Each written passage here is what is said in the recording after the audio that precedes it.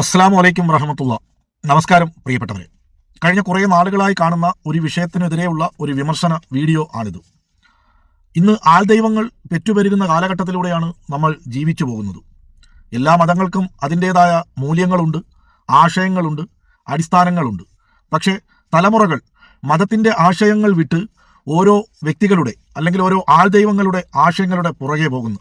അങ്ങനെ പോകുമ്പോഴാണ് മതങ്ങൾ തെറ്റിദ്ധരിക്കപ്പെടുന്നത്. എല്ലാ മതങ്ങളും നന്മ മാത്രമേ ലോകത്ത് പ്രതിനിധാനം ചെയ്യുന്നുള്ളൂ. പക്ഷേ ആ മതങ്ങൾ കൈകാര്യം ചെയ്യുന്നവർ അവരുടെ ആശയങ്ങളുമായി കൂട്ടിക്കൊഴിച്ച് അവരുടെ സ്വാർത്ഥ താല്പര്യങ്ങൾക്ക് വേണ്ടി പ്രവർത്തിക്കുമ്പോഴാണ് മതങ്ങൾ തെറ്റിദ്ധരിക്കപ്പെടുന്നത്, മതങ്ങളുടെ മൂല്യങ്ങളും ആശയങ്ങളും ചവിട്ടിയരയ്ക്കപ്പെടുന്നത്. ഇപ്പോൾ ഞാൻ പറഞ്ഞു വന്നത്, കഴിഞ്ഞ കുറച്ച് കാലങ്ങളായി നാട്ടിൽ രൂപപ്പെട്ട അല്ലെങ്കിൽ ഉടലെടുത്ത അല്ലെങ്കിൽ പുതുതായിട്ട് കടന്നു വന്ന ഒരു വ്യക്തിയാണ് പഴയ ടാക്സി ഡ്രൈവറായിരുന്ന ഒരു ആറ്റക്കോയ. ആറ്റക്കോയ കഴിഞ്ഞിട്ട് ആൾക്കാർ വാക്ക് ഉപയോഗിക്കുന്നുണ്ട്. അതിനൊരു യോഗ്യതയും അവനില്ലാത്തത് കൊണ്ട് ആ വാക്ക് ഞാൻ ഉപയോഗിക്കുന്നില്ല. പഴയ ടാക്സി ഡ്രൈവർ ആയിരുന്നത് ഒരു വലിയ തെറ്റൊന്നുമല്ല, കുറ്റവുമൊന്നുമല്ല. ടാക്സി ഡ്രൈവർ ആകുന്നതും കുറ്റവുമല്ല, അതൊരു നല്ല ജോലി തന്നെയാണ്.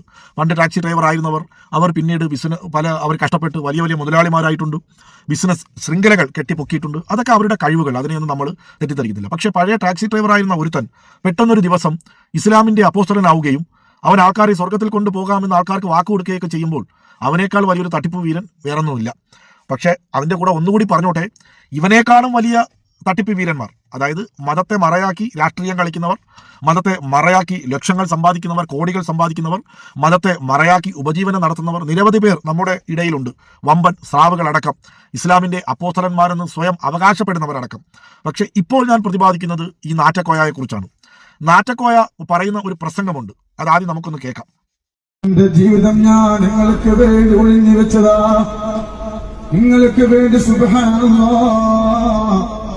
നിങ്ങൾ എന്റെ കൂടപ്പുറപ്പാണ്, നിങ്ങൾ സ്വർഗത്തിലേക്കുള്ള മുത്തുമണികളാണ്. ഞാൻ ലൈവില് പറയാറുണ്ട്, നിങ്ങൾക്ക് ഞാൻ സ്വർഗം ഞാൻ നിങ്ങൾക്ക് വാങ്ങിച്ചരും. അതൊരു വെറും വാക്കല്ല, ഇത് വല്ലാത്ത ഫضലുള്ള മജ്‌ലിസാണ്. അല്ലാഹുവേ, എന്താണ് നാറ്റക്കോയ പറയുന്നത്? നിങ്ങളൊക്കെ സ്വർഗത്തിലെ മണിമുത്തുകളാണ്. ഞാൻ ലൈവിലൂടെ പറയാറുണ്ട്, നിങ്ങളെ ഞാൻ സ്വർഗത്തിൽ എത്തിക്കുമെന്ന്. അതിനു മുമ്പ് ഒന്നുകൂടി ചേർത്തോട്ടെ, ഇവൻ ജീവിക്കാൻ വേണ്ടി തട്ടിപ്പ് നടത്തുന്നവനാണ്. പക്ഷെ ഇവൻ്റെ തട്ടിപ്പിൽ ചെന്ന് വീണ കൊടുക്കുന്ന മതവിശ്വാസികളുണ്ടല്ലോ, അവരെന്താണ് വിളിക്കുക? ഇവൻ കള്ളനാണ്, തട്ടിപ്പ് വീരനാണ്, എല്ലാമാണ്. പക്ഷേ ഇവൻ്റെ തട്ടിപ്പിൽ ചെന്ന് വീഴുന്ന ഒരു വിഭാഗമുണ്ടല്ലോ, അവരെ എന്ത് പേരിട്ടാ നമ്മൾ വിളിക്കേണ്ടത്? ഇബാദത്തില്ലാതെ ഇപ്പം തിരിച്ചെന്നോട് ചോദിക്കാം, നീ ഇതെല്ലാം ചെയ്യുന്നവനാണോ എന്ന്. ഞാനിത് ചെയ്യുന്നോ ഇല്ലയോ എന്നുള്ളത് പടച്ചവനോട് ബോധിപ്പിച്ചാൽ മതി, ഒരു പടപ്പുകളോട് ബോധിപ്പിക്കേണ്ട കാര്യം എന്താ? ഞാൻ ഇസ്ലാമിൻ്റെ അപ്പോസ്തലനല്ല, അല്ലെങ്കിൽ ഞാൻ ആരെങ്കിലും സ്വർഗത്തിൽ കൊണ്ടുപോകാമെന്ന് സമൂഹത്തിനോട് പറയുന്നില്ല. അപ്പം ഞാനും പടച്ചറപ്പും അതായിക്കോളാം. പക്ഷേ നിസ്കരിക്കാതെ, നിസ്കാരം മുടക്കി, നിസ്കാരം കളാക്കി, ഇവൻ്റെ വാക്കും കേട്ട് ഇവൻ്റെ സ്ഥലത്ത് ചെന്ന് ഇവൻ നിർമ്മിച്ച കൊടിമരത്തിൻ്റെ കുഴിയിൽ പൈസ ഇട്ട് ഇവൻ പറയുന്നതൊക്കെ കേട്ട് ഇവൻ പറയുന്നത് വിശ്വസിച്ച് സ്വർഗത്തിൽ പോകാൻ കാത്തിരിക്കുന്ന എൻ്റെ പ്രിയപ്പെട്ട, ചിന്താശേഷി നഷ്ടപ്പെട്ട, ഖുർആനിലെ വാക്കുകൾ കടമെടുത്തു പറഞ്ഞാൽ നാൽക്കാലി മൃഗങ്ങളെപ്പോലെ ജീവിക്കുന്നവർ നിങ്ങൾ എങ്ങനെ സ്വർഗത്തിലെത്തുമെന്നാണ് നിങ്ങൾ വിശ്വസിക്കുന്നത്? ഈ കാര്യത്തിലോട്ട് വരാം. ഇവൻ പറഞ്ഞത് എന്താണ്? നിങ്ങളെ ഞാൻ സ്വർഗത്തിലെത്തിക്കാമെന്നു. അള്ളാഹിൻ്റെ പ്രവാചകൻ, അതായത് ലോകം തന്നെ സൃഷ്ടിക്കാൻ കാരണക്കാരനായ, ഒരു തവണ പോലും തമാശയ്ക്ക് പോലും കളവ് പറയാത്ത പ്രവാചകൻ 10 പേർക്കാണ് അഷറത്തുൽ മുബശ്ശരീങ്ങൾ സ്വർഗം കൊണ്ട് വാഗ്ദാനം ചെയ്യപ്പെട്ടവർ. അവരെല്ലാവരും പ്രവാചകന്റെ കാലഘട്ടത്തിൽ ജീവിച്ചിരുന്നവരുമാണ്. അത് കഴിഞ്ഞിട്ട് ഉമ്മത്തീങ്ങളിൽ അതിനു മുമ്പുള്ളവരോ അതിന് ശേഷമുള്ളവരോ ആരൊക്കെ സ്വർഗത്തിൽ കിടക്കുമെന്നും ആരൊക്കെ നരകത്തിൽ കിടക്കുമെന്നും ഒക്കെ പടച്ചവന്റെ വിചാരണ കോടതി മഹ്ശറ വൻ സഭയിൽ വെച്ചാണ് തീരുമാനിക്കപ്പെടുന്നത്. പ്രവാചകന്മാർ പോലും, നെട്ടോട്ടമോടുന്ന പ്രവാചകന്മാർ പോലും അങ്കലാപ്പോടെ ഓടുന്ന മഹ്ശറ വിചാരണ കഴിഞ്ഞിട്ടാണ് ഓരോ മുസൽമാനും സ്വർഗത്തിൽ കിടക്കുന്നത് എന്നാണ് വിശ്വസിക്കുന്നത്. ഈ പറയുന്ന ഞാനടക്കം, ഈ നാറ്റക്കോയായുടെ തട്ടിപ്പിന് ഇരയായവരടക്കം മദ്രസകളിൽ നിന്നും പഴയകാലം മതപ്രഭാഷണങ്ങളിൽ നിന്നും ഉസ്താദന്മാരിൽ നിന്നുമൊക്കെ അറിഞ്ഞ അറിവുകളാണിത്. എന്നിട്ടും ഈ കൗമുകൾ ഈ പറയുന്ന തട്ടിപ്പ് വീരന്മാരുടെ പുറകെ പോകുന്നതിൻ്റെ അവസ്ഥ എന്താണ്? ഇനി ഈ സ്വർഗത്തിലേക്ക് കൊണ്ടുപോകാമെന്ന് പറയുന്ന ഇവൻ ഖുർആൻ ഓതുന്നത് കൂടി നമുക്കൊന്ന് കേൾക്കാം.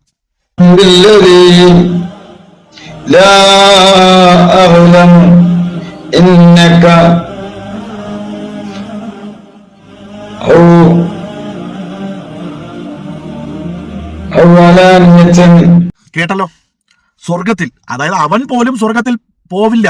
കാരണം അവന്റെ പ്രവൃത്തികൾ വെച്ച് നോക്കിയാൽ ഒരു പക്ഷേ അള്ളാഹ് സ്വർഗത്തിന്റെ മണം പോലും അടുപ്പിക്കില്ല. പിന്നെ പറയാൻ പറ്റില്ല, പടച്ചവൻ കരുണാമയനാണ്, കാരുണ്യവാനാണ്, കരുണാനിധിയാണ്, മരണത്തിന് തൊട്ടു മുമ്പ് ചെയ്തു പോയ തെറ്റുകളൊക്കെ ഏറ്റുപറഞ്ഞ് പടച്ചവനോട് പശ്ചാത്താപിച്ചാൽ ചിലപ്പോൾ പടച്ചോൻ പുറത്തു കൊടുക്കാം. അതൊക്കെ പടച്ചോനും അവരുമായിട്ടും ആയിക്കൊള്ളട്ടെ, അത് നമുക്ക് പറയാൻ പറ്റില്ല.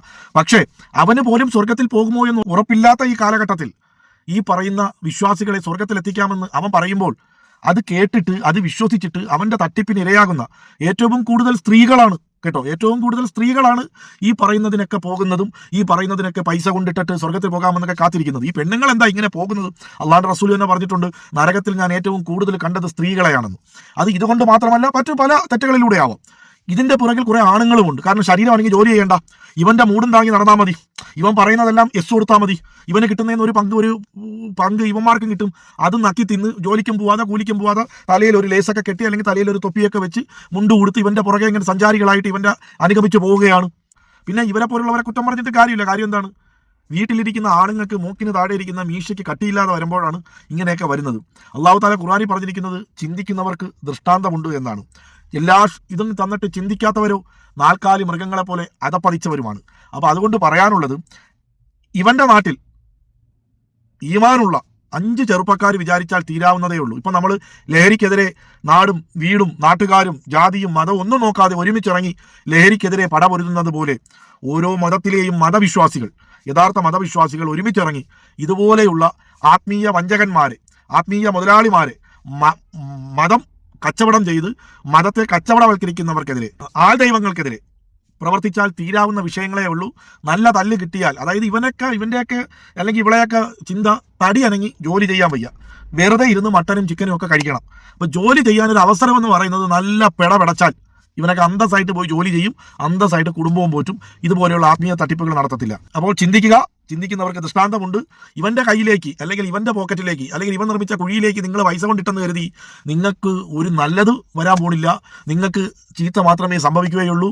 നിങ്ങൾക്ക് സ്വർഗത്തിൽ പോകണമെങ്കിൽ നിങ്ങൾ അള്ളാഹുവിനെ പേടിച്ച് ഖുർആൻ അനുസരിച്ച് പ്രവാചകന്റെ സുന്നത്തുകളെ പിൻപറ്റി ജീവിക്കുക, സ്വർഗത്തിൽ പോകാം. അല്ലാതെ ഇതുപോലുള്ളവന്മാരുടെ പുറകെ പോയാൽ നിങ്ങൾ നരകത്തിലേ ചെന്നെത്തും, അതിന് യാതൊരു സംശയവുമില്ല.